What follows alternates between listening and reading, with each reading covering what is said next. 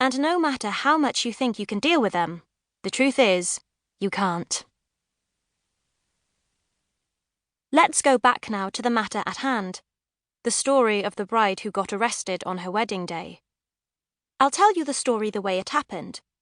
Or at least, I'll tell it to you almost the way it happened, which is nearly as good.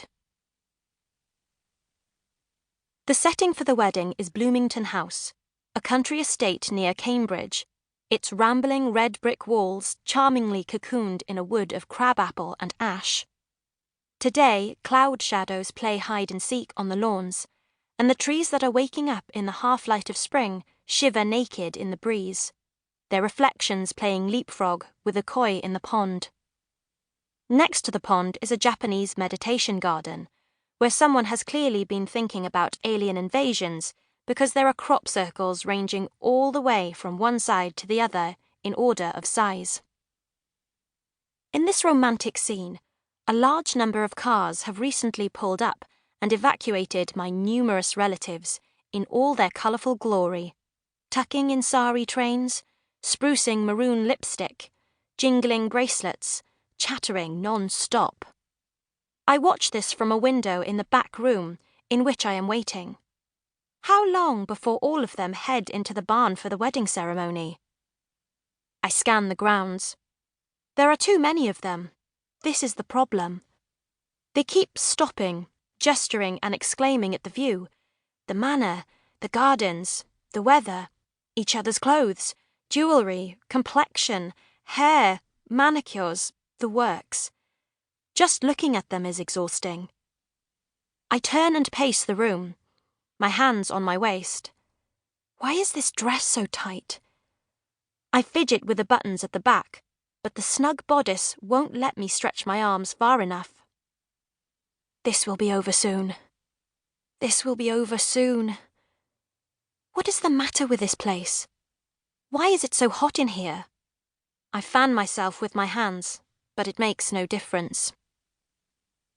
I look around me.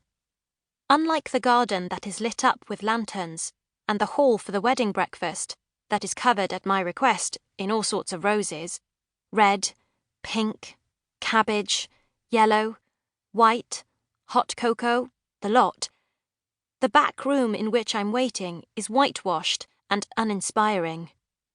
There are rolled-up yoga mats at one end, chairs piled one on top of the other, a hatch in the wall with a view into the newly painted kitchen, a headless Spider-Man on the counter, no doubt forgotten by a child. On the corkboard, there are notices for yoga classes, an advert for the local florist, a dog walker whose best friend has always been a dog since she was 3, a request for clothes for the Salvation Army, a phone number to call if someone spots a missing person, and another for people with gonorrhea. I stare at them, and my breathing gets short and heavy. I look out of the window again. The flock of relatives is thinning, but a few linger outside the barn. Come on, come on, come on, I whisper. I stare at them, willing them to go faster and give me some space in which to think. And maybe to breathe. My reflection stares back at me, the little bronze hoops in my ears, and the band of dark pink and orange flowers pinned all around my head, suddenly looking out of place, like they belong to someone else. My silver dress is fuzzy in the window. What made me choose silver? It is washing out my complexion, making me look pasty. My black hair is bundled up on top of my head, but already coiled strands are making a getaway. There is a look in my eyes, a maniacal look. Do I always frown like this? I try to relax my forehead, but almost at once the brows knit back together. I rub hard at my forehead. There is so little air in this room that I am finding it hard to breathe. I take gasping breaths.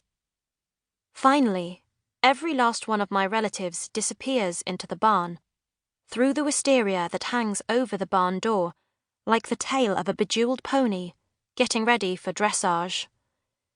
It's now or never. I struggle with the window latch. It is jammed shut.